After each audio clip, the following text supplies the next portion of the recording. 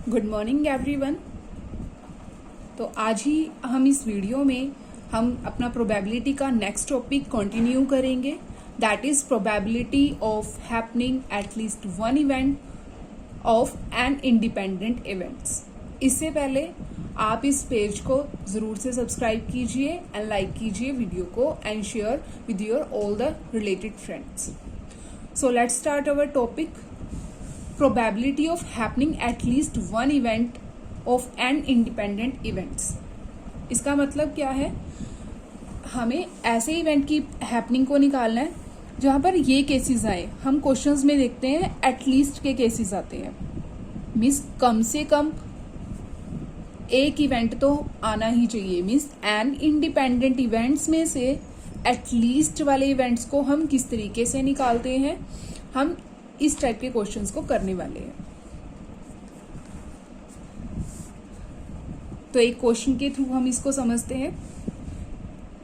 Means यहाँ पर जो भी क्वेश्चंस रहेंगे ना वो एटलीस्ट वाले रहेंगे कि एटलीस्ट वन इवेंट तो आए। एटलीस्ट का मतलब होता है वो इवेंट तो आए, उसके एक्स्ट्रा भी आ सकता है। ठीक है, क्वेश्चन के थ्रू देखते हैं। जैसे हमारे पास क्वेश्चन है, a problem in statistic is given to the 3 students. Problem है एक स्टैटिस्टिक की, हमने 3 स्टूडेंट्स को दे दी, ए, बी और सी को।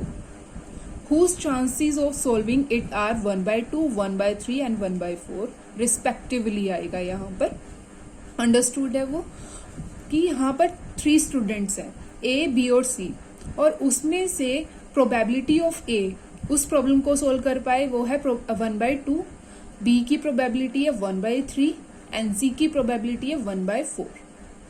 हमें फाइंड क्या कर रहे हैं, what is the probability that the problem will be solved. ऐसे क्वेश्चंस बहुत आते हैं। मीन्स हमें प्रोबेबिलिटी किसकी निकालनी है कि हमारी जो प्रॉब्लम है वो सोल्व हो जाए। तो देखते हैं, बहुत ज्यादा इजी होते हैं ये वाले क्वेश्चंस को सोल्व करना। इसका क्या पैटर्न रहता है, पहले लिख लो कि प्रोबेबिलिटी ऑफ ए क्या है 1/2 to solve that problem. Probability of B क्या है 1/3। प्रोबेबिलिटी ऑफ सी क्या है 1/4। तो ऐसे क्वेश्चंस को हम क्या करते हैं, अब मान लो मैंने आपको बोला डाइस में 6 आए, उसकी प्रोबेबिलिटी बताओ, 1/6 किया। या फिर एक दूसरा इसका तरीका था कि 6 ना आए की प्रोबेबिलिटी हम निकाल ले, वो क्या आएगी 5/6। हम क्या कर रहे हैं, टोटल प्रोबेबिलिटी हमारी 1 होती है, उसमें से हैपनिंग इवेंट की माइनस करके तब भी हम निकाल सकते हैं। मीन्स जब हम हैपनिंग देखते हैं किसी चीज की, मतलब टोटल प्रोबेबिलिटी हैपनिंग की देखनी है, तो इसके 2 मेथड है। या तो हम प्रोबेबिलिटी ऑफ हैपनिंग निकाल लें, या फिर जो प्रोबेबिलिटी ऑफ नॉन हैपनिंग है, तो टोटल प्रोबेबिलिटी हमारी 1 होती है, उसमें से प्रोबेबिलिटी ऑफ नॉट हैपनिंग जब हम माइनस कर देते हैं तो हमारे पास प्रोबेबिलिटी ऑफ हैपनिंग आ जाता है। ठीक है, तो ऐसे क्वेश्चंस को हम इन्हीं तरीकों से सॉल्व करते हैं। तो क्वेश्चन पर आते हैं दोबारा से। हमने देख लिया probability of A to solve that problem 1/2, probability of B to solve the problem 1/3 and probability of C to solve the problem is 1/4। तो हमें देखना है कि ये सारे के सारे जो फैक्टर्स हैं वो इंडिपेंडेंट है, मतलब एक दूसरे के ऊपर इनका कोई भी इफेक्ट नहीं है। तो इन तीनों की जो प्रोबेबिलिटी है वो इंडिपेंडेंट है, एक दूसरे के ऊपर डिपेंड नहीं कर रही। तो अगर हमें ये देखने की प्रॉब्लम सोल्व हो जाए, मतलब हम क्या करें, अगर हमें सोल्व की प्रोबेबिलिटी निकालनी है तो टोटल प्रोबेबिलिटी हमारे पास 1 होती है, उसमें से नॉट सोल्विंग वाली प्रोबेबिलिटी को हम माइनस कर दें तो हमारे पास क्या आ जाएगा, probability to solve that problem. तो हम ऐसे ही करते हैं, probability of not happening means not solving that probability of A क्या है 1/2। हमें नॉन हैपनिंग की निकालनी है तो वो क्या होगी 1 - 1/2, तो वो कितना होगा 1/2।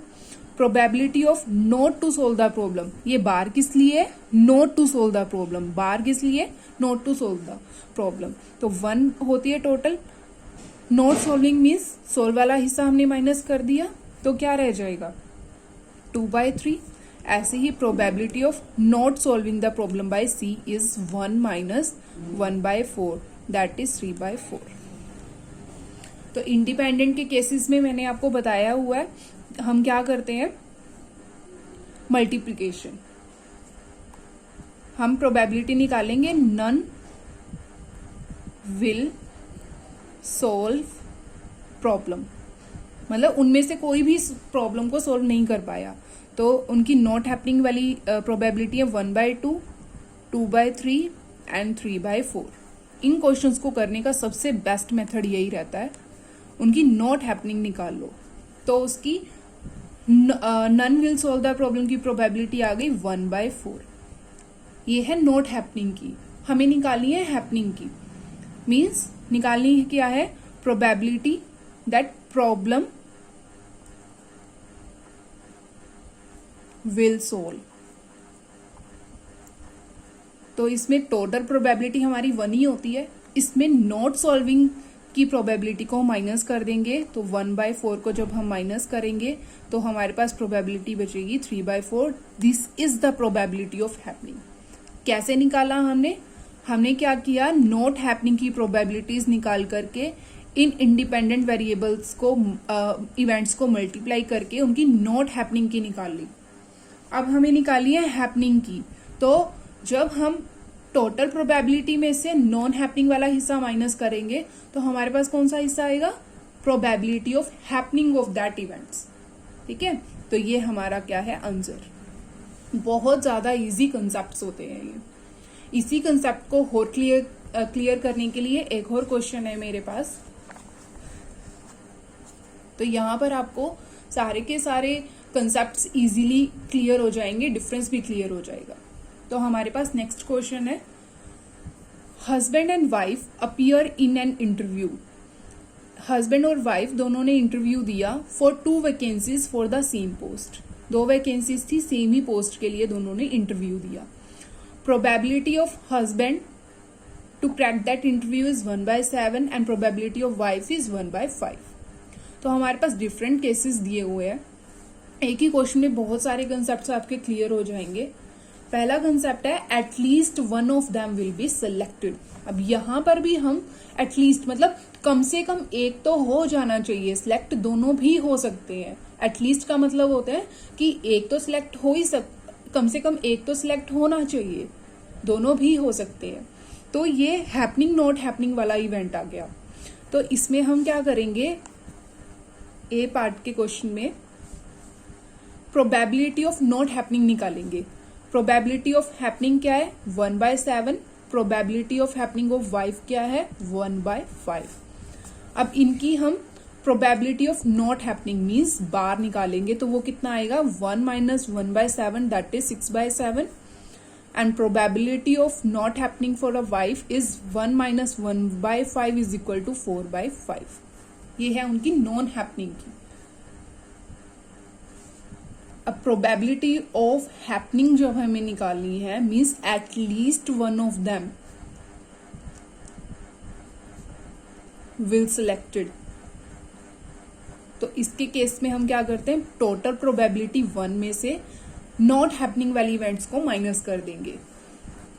Not happening of husband and not happening for a wife that is 4/5। इन दोनों के केसेस को 1 में से जब हम माइनस कर देंगे तो हमारे पास आ जाएगा probability of happening means at least one of them will be selected.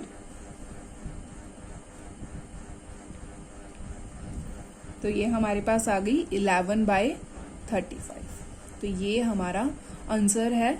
In a case of at least one of them will be selected means ये ही इसकी पता चलता है हमें कम से कम एक, मतलब दोनों भी हो सकते हैं। तो उसमें से नॉन वाला हिस्सा जब हम माइनस कर देंगे तो हमारे पास हैपनिंग वाला इवेंट आ जाता है। I hope this is clear. Next part में क्या बोलते हैं, both of them will be selected. अब यहाँ पर एटलीस्ट वाला केस नहीं है, इसने बोला दोनों ही सिलेक्ट होनी चाहिए, हस्बैंड भी और वाइफ भी, दोनों ही सिलेक्ट मतलब दोनों ही चाहिए हमें। अब यहाँ पर प्रोबेबिलिटी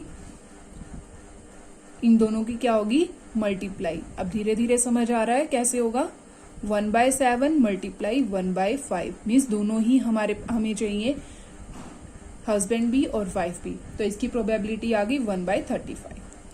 नेक्स्ट है none of them will be selected, मतलब ना तो एच होना चाहिए, ना ही हस्बैंड सेलेक्ट हो, ना ही वाइफ सेलेक्ट हो। अब मतलब ना तो हस्बैंड सेलेक्ट हो, ना ही वाइफ सेलेक्ट हो, मतलब दोनों ही सिलेक्ट नहीं होने चाहिए। तो इनकी नॉट हैपनिंग की प्रोबेबिलिटी वो कैसे निकालेंगे, ये हमने निकाली हुई है यहां पर, तो इन्हीं को हम मल्टीप्लाई कर देते हैं।